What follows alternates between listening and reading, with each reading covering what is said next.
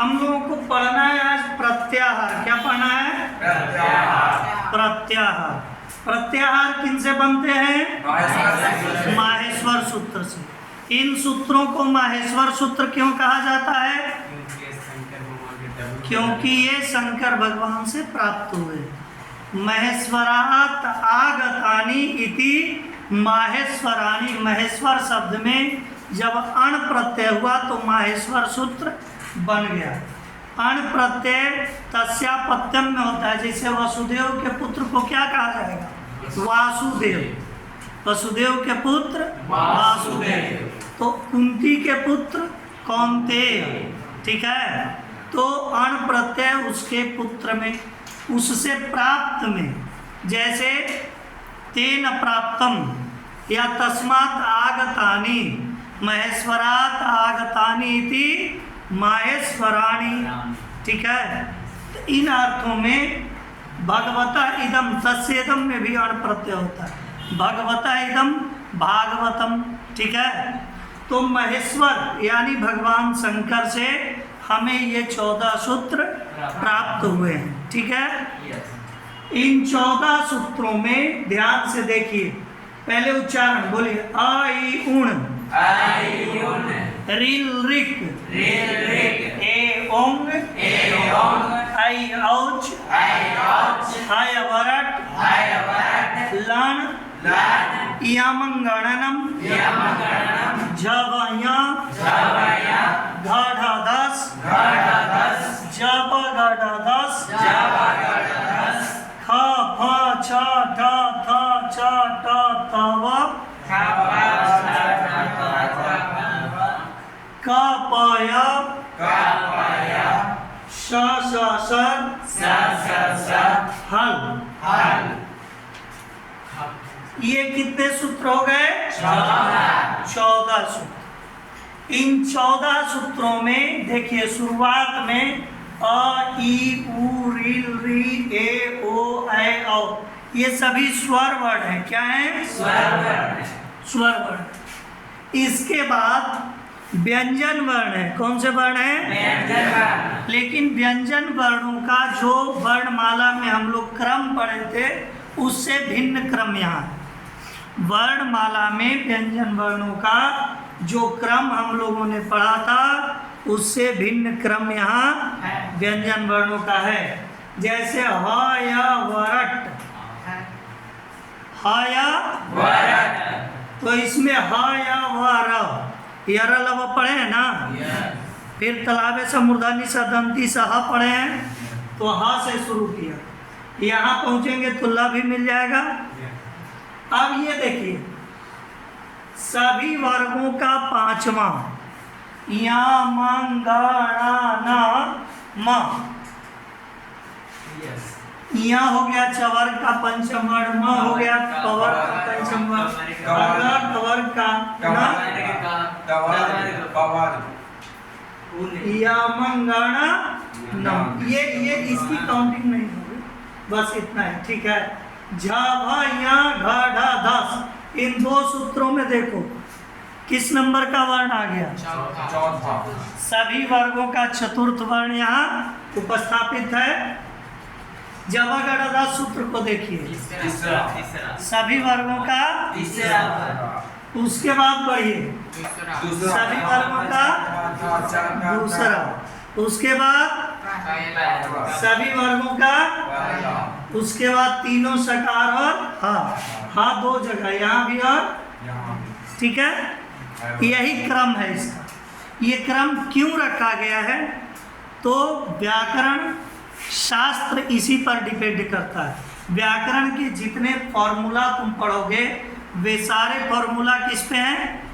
इसी पे हैं। सारे सूत्र इन्हीं से निर्मित होते हैं। तो सूत्र बनाने के लिए, सूत्र मीन्स क्या होता है?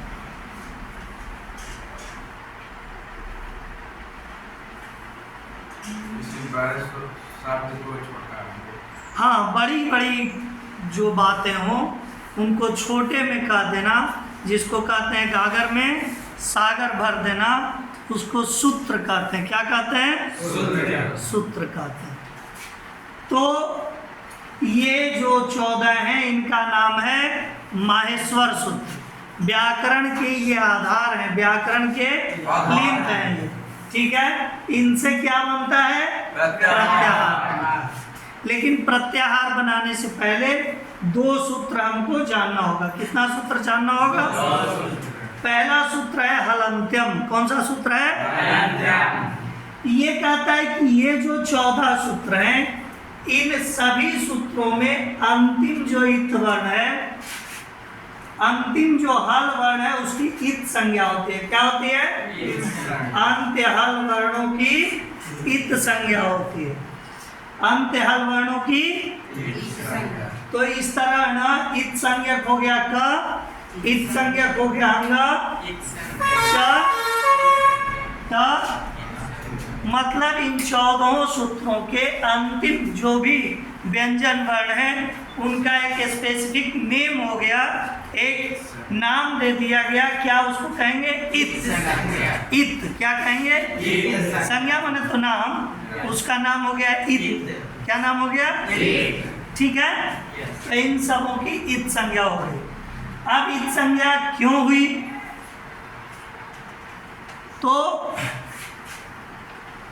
आदिरंतेन सहेता एक सूत्र है। कौन सा सूत्र है? ये कहता है कि इन सूत्रों के अंत्य हल वर्णों, अंत्य इत के सहित जो आदि वह अपने मध्यवर्ती वर्णों का बोध कराते हुए स्व का बोधक होता है। यानी प्रत्याहार बनाने के लिए प्रत्याहार विधायक सूत्र है। ये कौन सा सूत्र है? प्रत्याहार विधायक सूत्र। ये हलंत्यम कौन सा सूत्र हो गया?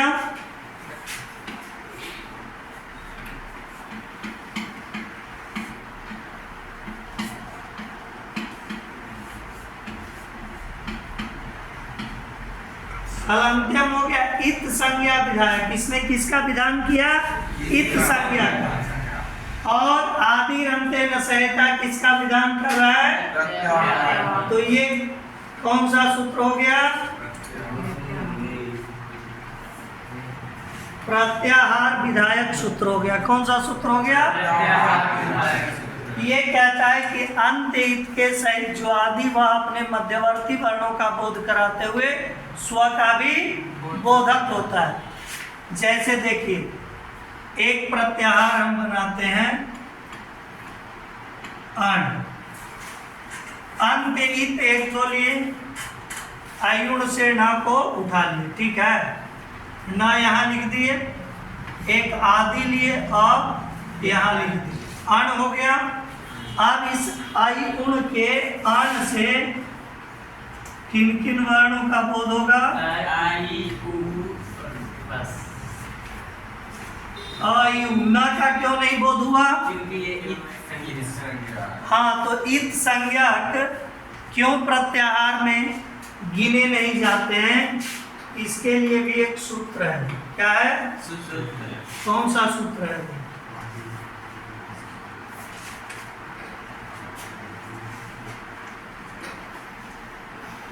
इस सूत्र का नाम है तस्य लोपः। कौन सा सूत्र? तस्य लोपः। लिख लीजिए, तस्य लोपः।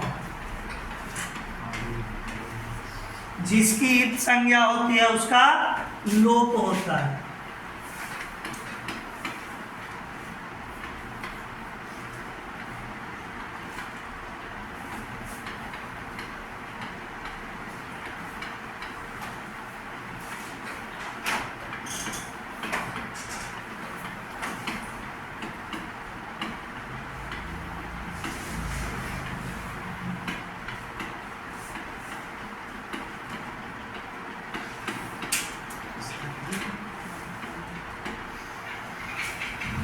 जिसकी इत संज्ञा होती है उसका लोप हो जाता है। तो इस तरह आयुण के न से लेकर के और ऋलिक के कब आयुण के न को हमने रखा अंत्य इत में और अ को रखा आदि में, तो प्रत्याहार बना अण।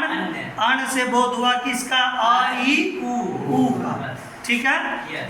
इसी तरह और प्रत्याहार भी हम बना सकते हैं। ठीक है।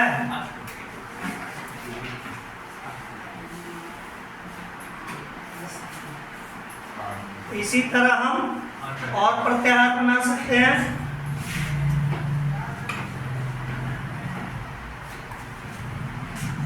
कितना प्रत्याहार बना सकते हैं इस तरह? बनाने को कितना भी बना लें, मूलतः जो प्रत्याहार प्रयोग में आते हैं वे कितने हैं? 42 प्रत्याहार। कितने प्रत्याहार हैं? 42 प्रत्याहार जो हमारे प्रयोग में आते हैं।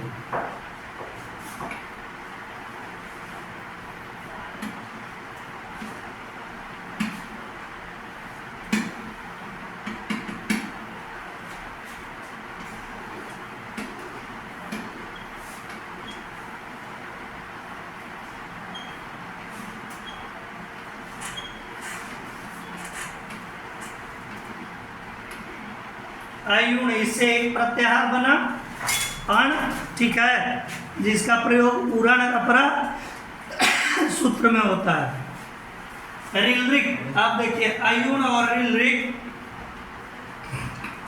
आयुण और रिलरिक दोनों को अगर हम मिला देते हैं तो उससे कौन सा प्रत्याहार?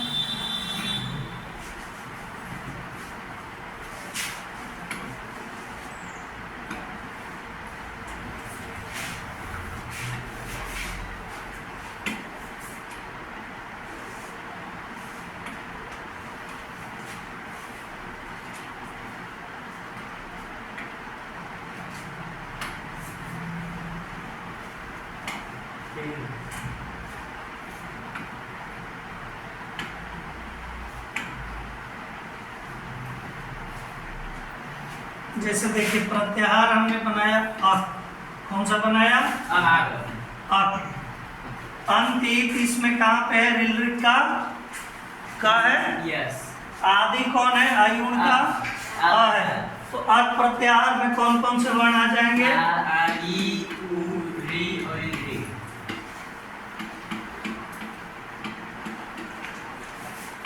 ठीक है। अगला प्रत्याहार है इक प्रत्याहार। इसमें अंतित कौन है?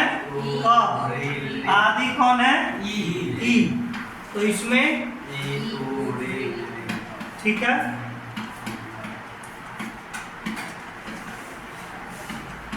तो इस तरह जब हम अच प्रत्याहार बनाएंगे, कौन सा प्रत्याहार?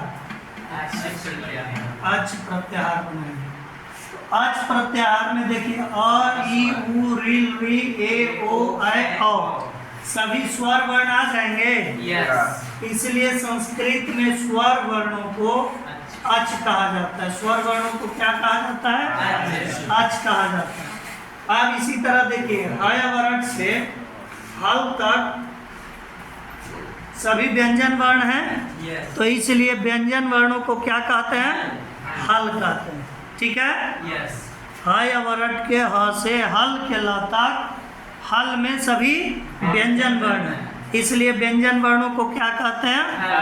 हल कहते हैं। ठीक है। अब प्रत्याहार में कोई दिक्कत आपको? थोड़ा बहुत भी कहीं डाउट है तो क्लियर किसी को कोई डाउट? किसको डाउट है? आदि रुत्तेन संहिता, ये वाला आदिरंत्येन सहिता क्या कहता है? के सहित जो आदि पर अपने मध्यवर्ती वर्ग का बोध कराते वो स्वर का बोधक होता है।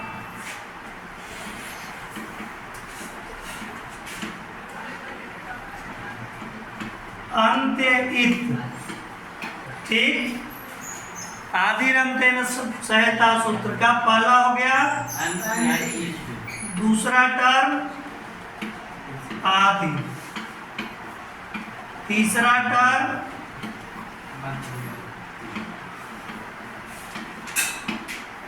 मध्यवर्ती वर्ग, चौथा टर्म स्व।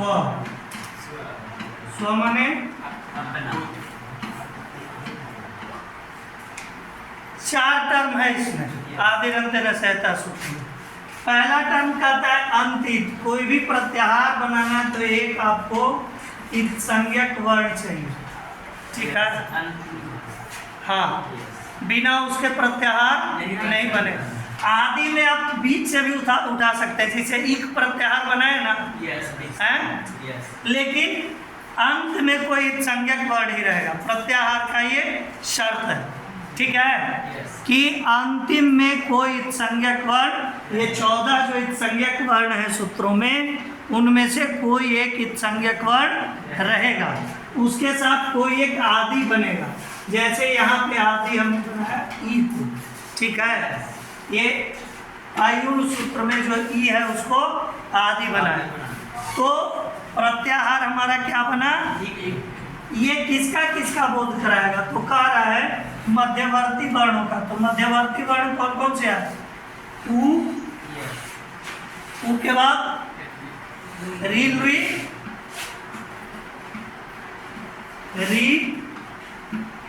री, उसके बाद तो का है, तो का की तो गिनती होगी नहीं, ठीक है ना। इसके बाद सीधा कौन आता है, क, इसकी प्रत्याहार में गिनती नहीं होगी। आदि कौन था, ई, ठीक है। अंत इत के सहित जो आदि वह अपने मध्यवर्ती वर्णों का बोध कराते हुए स्व माने अपना भी बोध कराएगा। आदि अपनी गिनती भी कर लेगा और बाकी मध्यवर्ती जो वर्ण है उनका भी बोध कर लेगा। अंत इत का तो तस्य लोपा से लोप हो जाएगा, ठीक है। तो बच जाएंगे यही वर्ण। वर्णों को गिनना है, उनका कहीं पे प्रयोग कराना है, तो शॉर्ट फॉर्म जैसे कहना है कि सभी वर्गों के तृतीय वर्ण, क्या कहना है, सभी वर्गों के तृतीय वर्ण। तो सभी वर्गों के तृतीय वर्ण के लिए हमको क्या करना पड़ेगा, एक सूत्र है जबगड़ 10। कौन सा सूत्र है, जबगड़ 10, नहीं, जबगड़ 10, ये सूत्र है ना, जबगड़ 10 ये सूत्र है, कुछ नहीं। अंत क्या है, स, आदि लिखो, जस प्रत्याहार में देखो तो क्या क्या आएगा,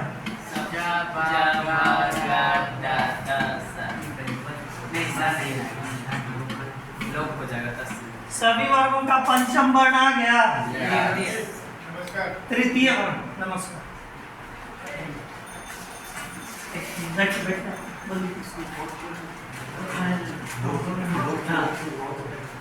समझ गए। इसी तरह मान लो खर प्रत्याहार हमने बना दिया, क्या बना दिया, खर। खर प्रत्याहार में सभी वर्गों का द्वितीय वर्ण आ जाएगा, पहला वर्ण आ जाएगा और तीनों सकार आ जाएगा, ठीक है। इसी तरह मान लो तुम एक प्रत्याहार बना दो यम, यम गणनम सूत्र कहाँ है, देखो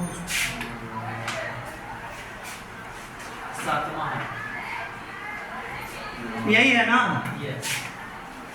प्रत्याहार हमारा कौन सा है, यम। सभी वर्गों का पंचम वर्ण गिन लिए कि नहीं गिन लिए, ठीक है।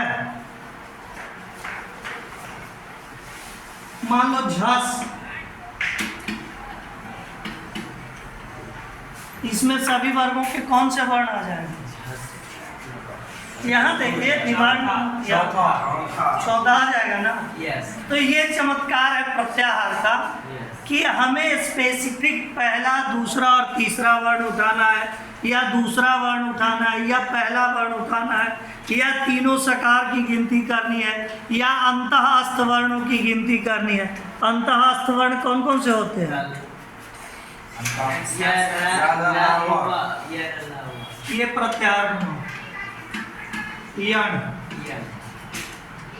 अंतित न हो जाएगा, आदि यह हो जाएगा, ठीक है। यह अंतःस्थ वर्णों की गिनती हो गई ना। तो ये चमत्कार है प्रत्याहारों का, इस तरह से हम वर्णों की गणना करते हैं, ठीक है। अब व्याकरण में बनाने को तो ढेरों प्रत्याहार बनाए जा सकते हैं, लेकिन व्याकरण में कुल जो प्रत्याहार प्रयुक्त हुए वो आप 42 उनकी संख्या, कितनी संख्या है, 42 संख्या, उन्हें आप यहाँ देख सकते हैं। उतार सकते हैं और ये गिन सकते हैं कि कौन कौन से प्रत्याहार उसमें, कौन कौन से वर्ण किस प्रत्याहार में आते हैं। कहीं मिला? इस प्रकार को नीचे और नीचे उसकी सूची दिया था यार। कुल 43 प्रत्याहार सबसे नीचे कुल 43 गिना दिया है, लेकिन मूलतः प्रत्याहार 42 प्रयोग में चलते हैं। ठीक है, कितने चलते हैं? 42। आपके पास वो पुस्तक है ना? यस। तो उसमें से उतार लीजिए, सब लोग उतारो। ठीक है, धन्यवाद।